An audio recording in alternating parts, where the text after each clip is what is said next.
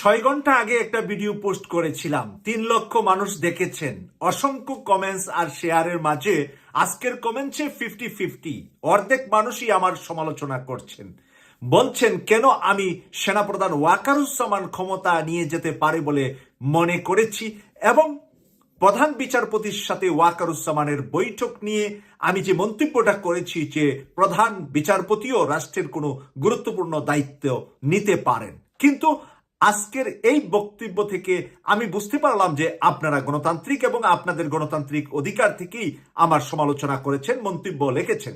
কিন্তু প্রিয় দর্শক ভাই বোনদের কাছে আমি সবিনয়ভাবে আজকে 3টা বিশ্ববিদ্যালয়ের অবস্থা আপনাদের সামনে তুলে ধরছি। চট্টগ্রাম বিশ্ববিদ্যালয়ে প্রায় 200 ছাত্রকে কুপিয়ে জখম করা হয়েছে। বাংলাদেশের সেনাবাহিনীও যান নাই সেখানে, বাংলাদেশের পুলিশ বাহিনীও যান নাই সেখানে। বিশ্ববিদ্যালয়ের প্রো ভিসি স্যার কেঁদে কেঁদে সাংবাদিকদেরকে বলেছেন, বারবার ফোন করেও প্রশাসনের থেকে কোনো সহযোগিতা পাইনি, আমার সন্তানদেরকে আমি বাঁচাতে পারছি না। আকুতি করছিলেন বিশ্ববিদ্যালয়ের এই প্রো ভিসি স্যার। স্যারের জন্য আমার ভালোবাসা, শ্রদ্ধা, সম্মান।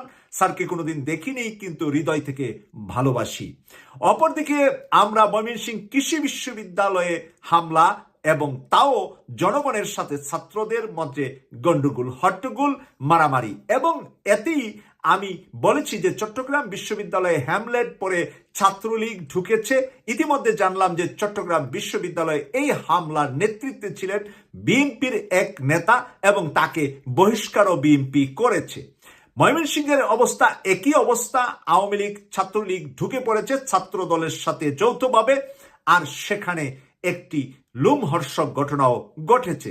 এরপরে আমি চাই রাজশাহী বিশ্ববিদ্যালয়ে নির্বাচন হতে পারবে না, নির্বাচনের ব্যালট পেপার কেউ জমা দিতে পারবে না, কেউ উইথড্র করতে পারবে না নমিনেশন, বলেছেন আমার প্রিয় দল ছাত্রদল সেখানে তালা লাগিয়ে দিয়েছেন যাতে করে কেউ নির্বাচনে প্রার্থী হতে না পারে, নির্বাচন বন্ধ। এরপরে যখন ছাত্র জনতা ঐক্যবদ্ধভাবে ছাত্র দলের বিরুদ্ধে, তার মানি বিহাইন্ডে ছাত্র শিবির যখন খেপে উঠলেন, গর্জে উঠলেন, তখন ছাত্রদল বহিরাগত সন্ত্রাসীদেরকে নিয়ে এসে রাজশাহী বিশ্ববিদ্যালয়ে হামলা করলেন ছাত্র শিবিরের উপরে। ছাত্র শিবির, দ্যাট মিনস শিবির নামে আসে নাই, শিবির আসছে সাধারণ ছাত্র সমাজ নামে।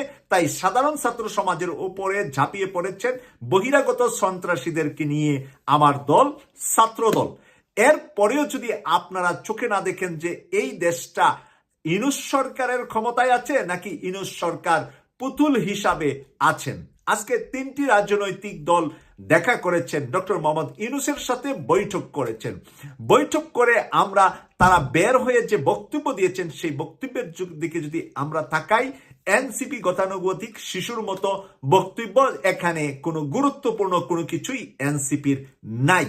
জামাত নেতারা বক্তব্য দিয়েছেন, এখানে তাদের মুখেও কোনো হাসি, আনন্দ, উৎসাহমূলক কোনো কিছু দেখতে পাই নাই। ডক্টর সৈয়দ আব্দুল্লাহ মোহাম্মদ তাহের যেভাবে আজকে কথা বলেছেন, অন্য যে কোনো দিনের তুলনায় ওনাকে আনহ্যাপি বা ফেসে কোনো আনন্দ কোনো ধরনের ভালো সংবাদ আছে বলে আমরা বুঝতে পারি নাই। অপরদিকে মির্জা ফখরুল ইসলাম আলমগীর কথা বলেছেন গতকাল, এর আগের দিন, তার আগের দিন, 1 মাস আগে যা বলেছেন তাই বলেছেন, নির্বাচন ফেব্রুয়ারিতে দিবে। ডক্টর মোহাম্মদ ইউনূস আবার কনফার্ম করেছে, নির্বাচন আবার কনফার্ম করেছে ডক্টর মোহাম্মদ ইউনূস, নাকি ডক্টর মোহাম্মদ ইউনূস আগামী 24 ঘন্টা, 48 ঘন্টা বা আগামী কয়েকদিনের ভিতরে গদি ছেড়ে চলে যাবেন, নতুন কোন সরকার আসবেন বাংলাদেশে? কোনটা সত্য?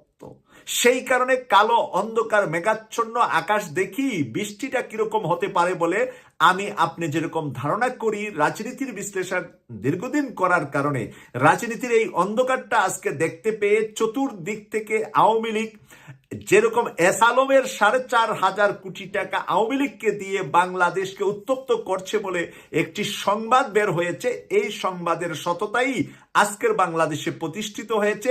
এই কারণেই বিপি নুরুল হক নূরকে দিয়ে বড় রাজনৈতিক দলগুলাকে ধরার একটি তারা প্রাথমিক কাজ করে টেস্ট করে দেখালেন যে এইরকম জাতীয় নেতাদেরকে আমরা এরকম ভাবে পিটাবো, তোমরা যদি না দেশের ভিতরে এই অরাজকতা আর বিশৃঙ্খলা থেকে সোজা লাইনে না আসো।